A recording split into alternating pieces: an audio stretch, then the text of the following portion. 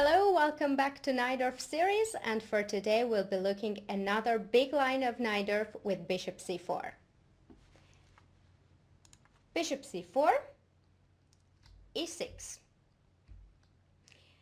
Main is to go back with bishop on b3, but white has here two pawn moves, a3 and a4. I consider that it is too slow because white bishop has to retreat back, but let's have a look. a3. Main idea is to meet b5 with bishop a2. Bishop e7, castle, castle, bishop a2. Now black goes with b5 anyway, f4, bishop b7, queen e2, and we have to pay attention to this move, queen c7. For natural developments of knight bd7, I don't like e5. Of course, it's no big deal, but after queen c7, there is no e5, as de5, fe5, and knight fd7, and the other knight goes to c6. So let's go back to bishop, queen c7, bishop d2. Now knight bd7, rook a e1, knight c5. We can see that e4 pawn is very weak, so after queen f3, queen b6. Now the knight in the center is very vulnerable. King has to go to h1 and rook a b8. Black attack on e4 pawn, and they have very good position. So a3 is not dangerous for black. Let's see what happens on a4. Here I had a very nice game.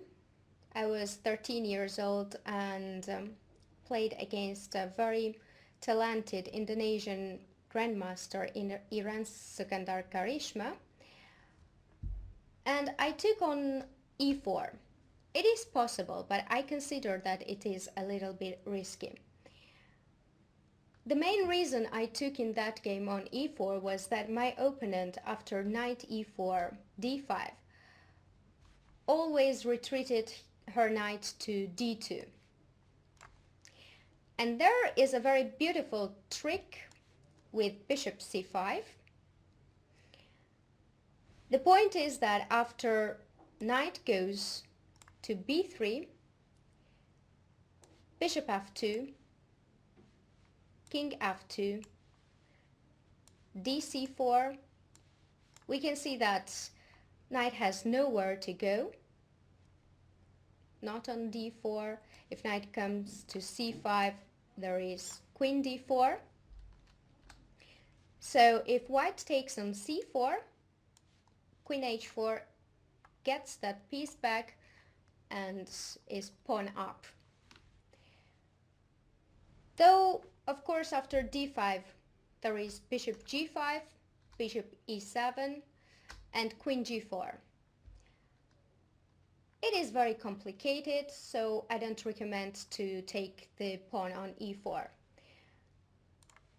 Let's get back to a4 and bishop e7. Castle and castle.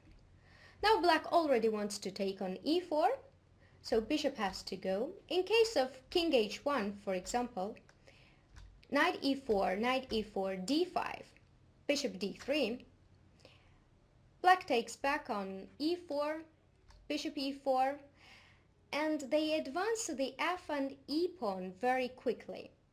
f5 with tempo, bishop f3, e5 with tempo, knight b3 and e4 with advantage. So bishop a2, knight c6, king h1, and black naturally develops bishop d7, f4, rook c8, bishop e3.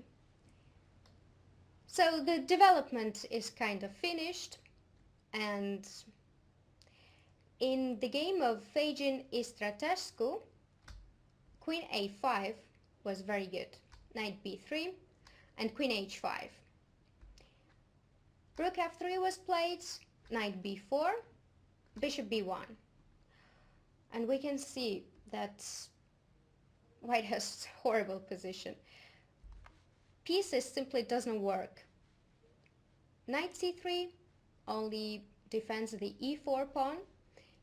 Knight b3 is a bad piece. Bishop b1 is also a very bad piece. Rook is still on a1, and rook on f3 is pinned. So e5 was played, and in case of f5, black has typical breakthrough in the center with d5. So let's get back to our main line, e6, bishop b3, b5, and now let's look the opposite plan. a4 and a3 was a bit slow, and now with f4, white rushes to attack the e6 pawn. Bishop b7 and castle. Instead of castle, white has f5, of course, e5. The main idea of f4, f5 is to get the d5 square. Here white has what he wants, the d5 square, but we can see that e4 pawn is very weak. So we can have a total counterplay on e4 pawn. Knight de2 and knight bd7. I think that knight e4 is risky here. Well, of course it doesn't lose, but after bishop d5, knight c3, bishop has to take on d5, queen d5 and knight d7. I don't like that white has complete domination on white squares. For example, if rook a7, there is bishop e3 with tempo, develops with tempo, rook d7, castle, bishop e7, a4. So white already bothers black on queen side. And after b4, knight e4. We can see how beautifully white dominates on light squares and in the center. d5, e4 squares, it's all in white's favor. So knight e4 is risky, so knight bd7. Bishop g5 pins the knight on f6, bishop e7. Well, black is doing fine. White has weakness on e4 square and e4 pawn, I mean, and there can be tactical ideas with b4. So bishop f6, knight f6, queen d3. It is true that d5 square is a bit vulnerable, but there is no piece that can exploit it. For example, if white knight was on e3, then it would be another case, but the knight on e2 is very bad.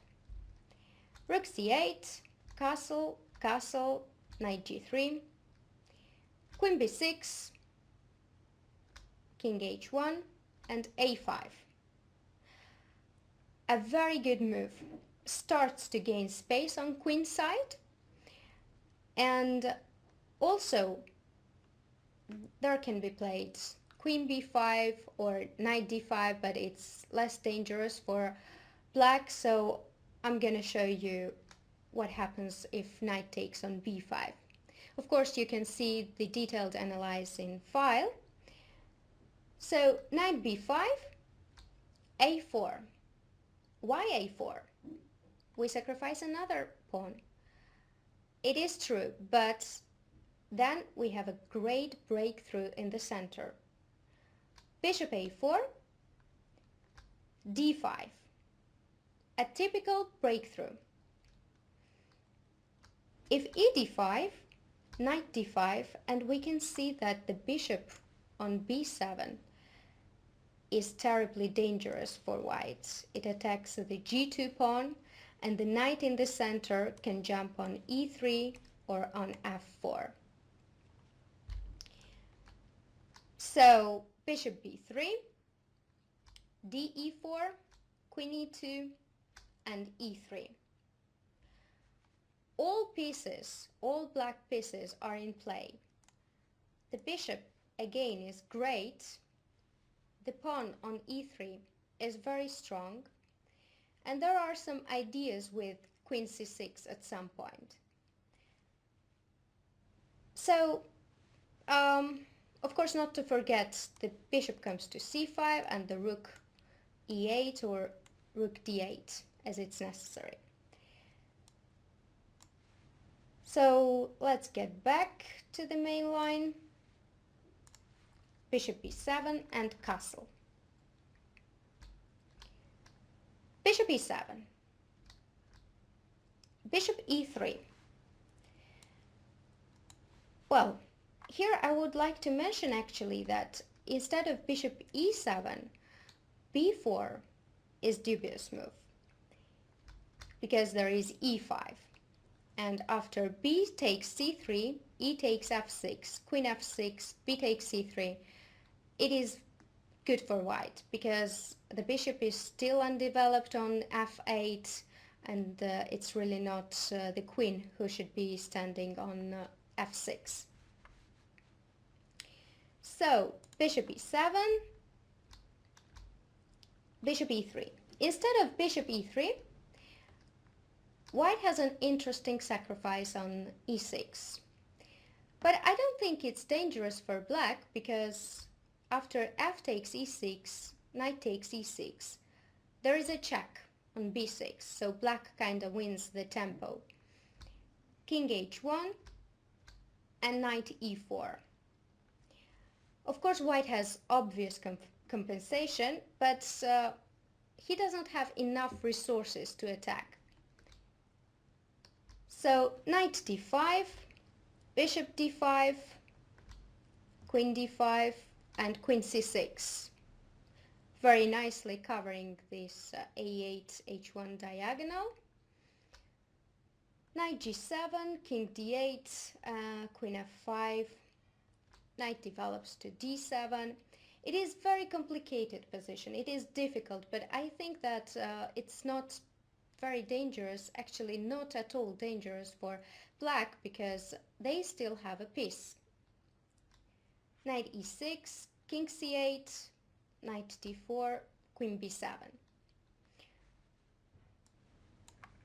So after bishop e3, white of course keeps some compensation, but black king is not in immediate danger. There is another interesting move, e5,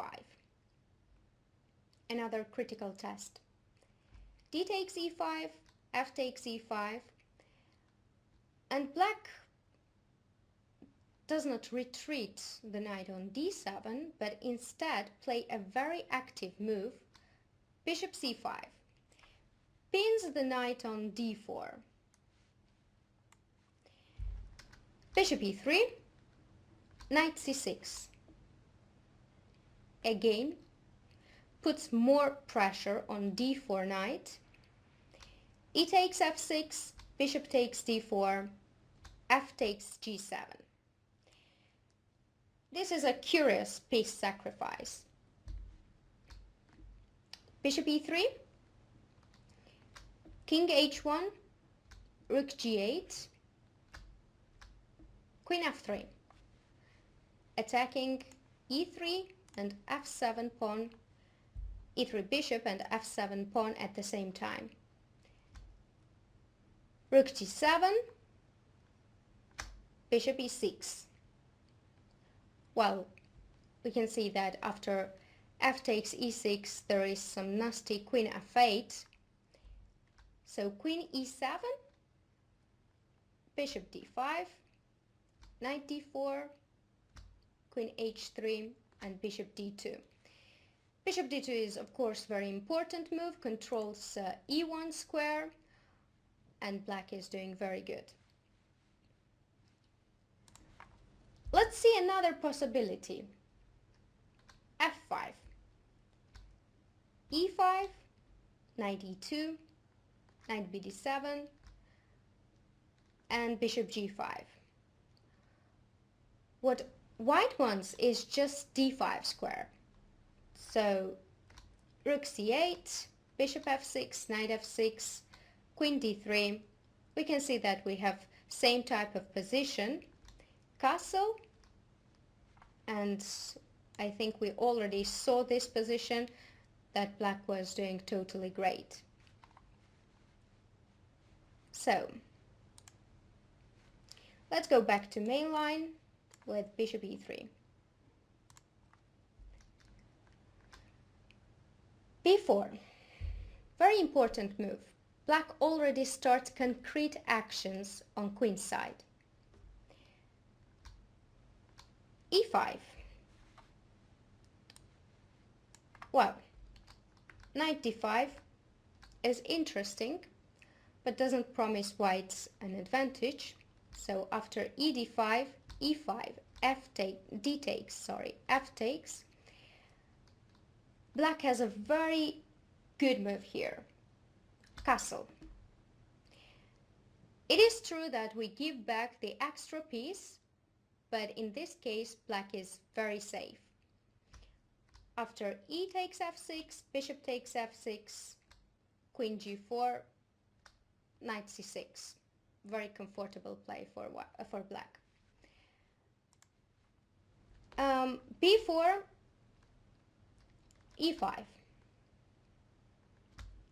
b takes c3, e takes f6, bishop f6, and if white takes here, b takes c3, we saw the position actually when our queen was on f6 and the bishop was on f8. So there was slight advantage for whites, and in this position I think black is doing totally great. After castle, black has a safe king and a better pawn structure. f5, e5, bishop a4. Here, I think a very strong move is king e7. Well, king is in the center, but it is very comfortably placed because none of white's piece can touch it. Knight e2, c takes b2. A very good position for black. Sorry. The king is safe, and we have extra 2 pawns. So I think you will enjoy playing this line. Well, hope you learned something. See you next time.